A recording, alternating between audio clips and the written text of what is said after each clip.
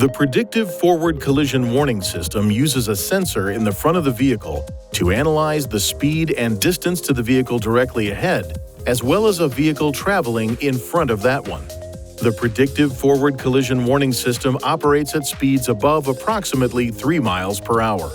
If a risk of a forward collision is detected, the system provides a warning to the driver by flashing the Vehicle Ahead Detection indicator with an audible warning. Perform the following steps to turn the system on or off. Press the menu button on the control panel. Touch Driver Assistance. Emergency Assist. Then, Forward to toggle the system on or off. Turning the system off will also disable the forward emergency braking system.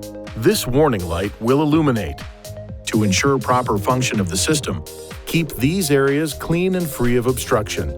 If any of these areas are blocked, this indicator and/or this warning message may be displayed. The indicator will flash when only the camera is blocked. When safely parked, clear any obstructions to the radar and camera areas. If the problem persists after clearing any obstructions, it is recommended you visit an INFINITI retailer for service. Please see your owner's manual for important safety information, system limitations, and additional operating and feature information.